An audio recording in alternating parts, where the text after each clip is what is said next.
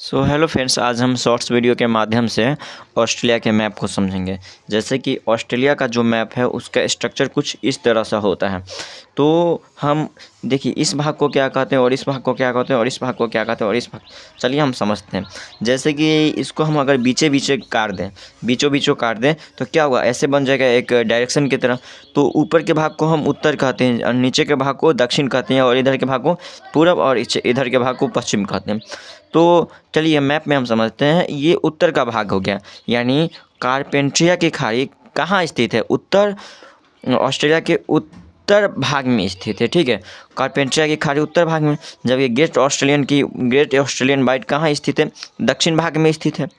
हो गया ना। अब इधर पूरब में, तो पूरब में क्या है? ग्रेट डिवाइडिंग रेंज ऑस्ट्रेलिया के पूरब में स्थित है, यानी हम इसको बोल सकते हैं ऑस्ट्रेलिया महाद्वीप पूरी तरह से दक्षिण गोलार्ध में स्थित है। और हाँ, ये एक क्वेश्चन आता है कि ऑस्ट्रेलिया महाद्वीप पूरी तरह से दक्षिण गोलार्ध में स्थित है, तथा इससे प्रश्न बनेगा ग्रेट डिवाइडिंग रेंज ये ऑस्ट्रेलिया की पूर्वी भाग में स्थित है। पूर्वी भाग में स्थित है, मतलब कहने का मतलब है ग्रेट डिवाइडिंग रेंज किस भाग में? तो पूर्वी भाग में स्थित है।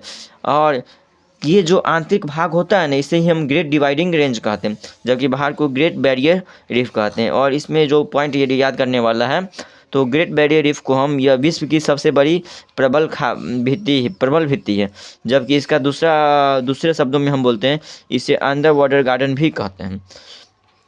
और ये जो ऑस्ट्रेलिया के बीचों बीच जो रेखा जाता है ना, उसको हम मकर रेखा कहते हैं। और जो होता है ना, जैसे पश्चिम भाग में होता है, तो ये पश्चिम भाग में हिंद महासागर होता है। और ये एक पॉइंट है कि ऑस्ट्रेलिया के मैप को बॉस जल संधि द्वारा अलग किया जाता है। तस्मानी और ऑस्ट्रेलिया को किसके द्वारा अलग किया जाता है? तो बॉस जल संधि के द्वारा।